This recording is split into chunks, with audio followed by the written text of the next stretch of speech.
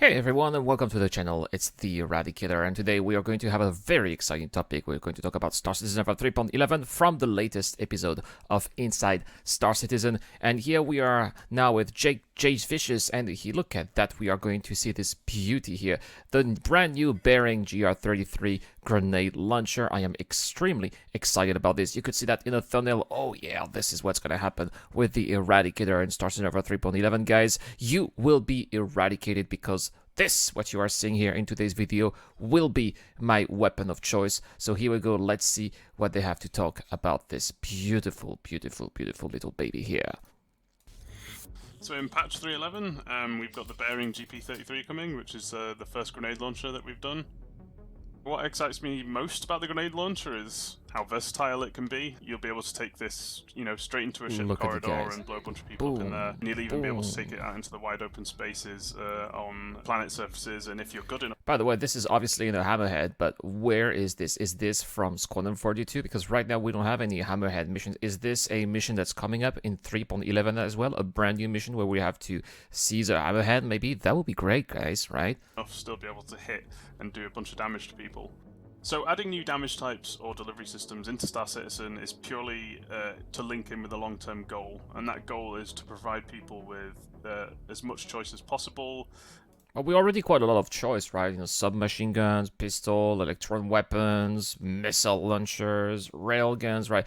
But it's true that we're missing something a little bit more, I would say, explosive on the explosive side of thing. And this is a great tie-in to what we saw last week when we talked about force reactions. And here we're going to obviously have a weapon that is going to trigger a lot of force reactions, because people are just going to bounce everywhere around with those grenades. So this is definitely going to be a great addition. And yeah, as soon as it gets in the PTU, guys, you can be sure I will be testing this quite a lot. In the way that they like to play the game.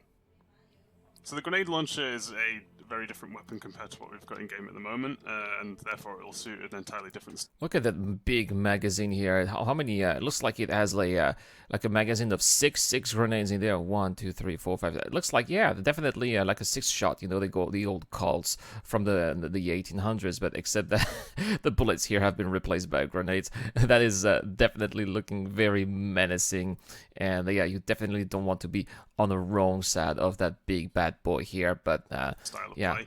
Very right stylish now, indeed. Most of our weapons, we've either got like one end of the spectrum, which is the missile launcher, or the railgun, which are like super heavy ordnance weapons, and then we've kind of got our more traditional ballistic and energy weapons that fire like very fast moving projectiles.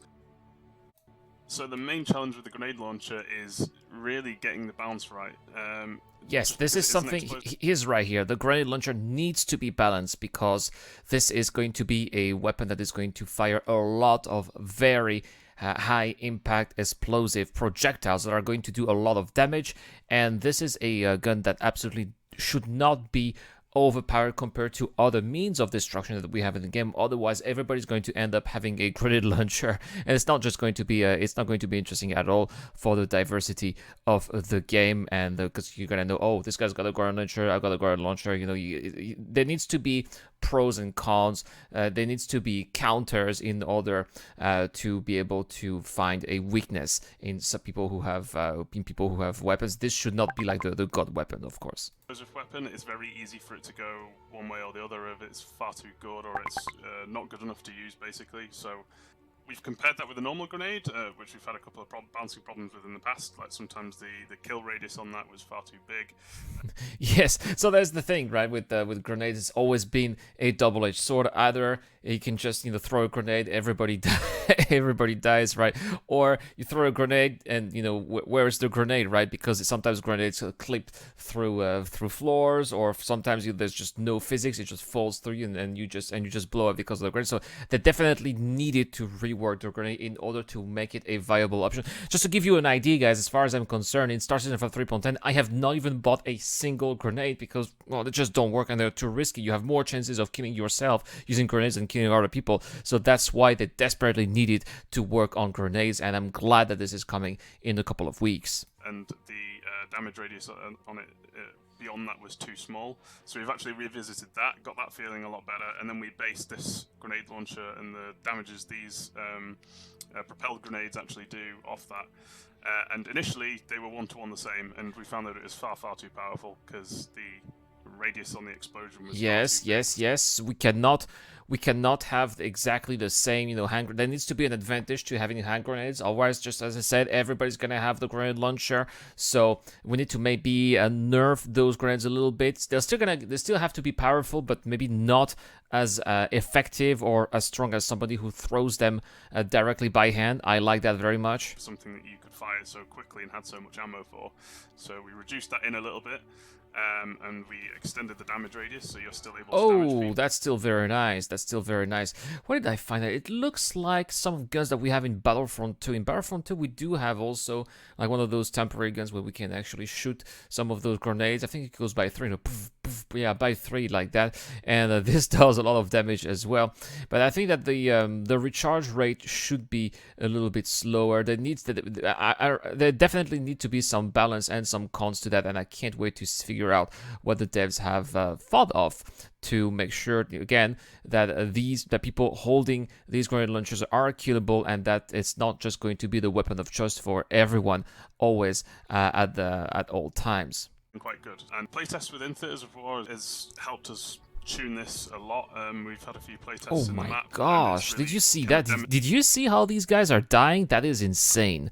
That is insane. And I think that this is also part of the brand new improved death mechanics where, when you kill people, it's going to look far more rewarding. And I really enjoy, that's one of the things that I enjoy the most, in FPS. You see people, flying bodies. I think that one of the games that was perfectly representing that feeling of satisfaction when you were eradicating people was the Battlefront 2 from 2005, Star Wars Battlefront 2, and I just loved killing people. And I think it had maybe one of the best death animations that I've seen in any video games. And these that we are seeing here in those extra look really solid too.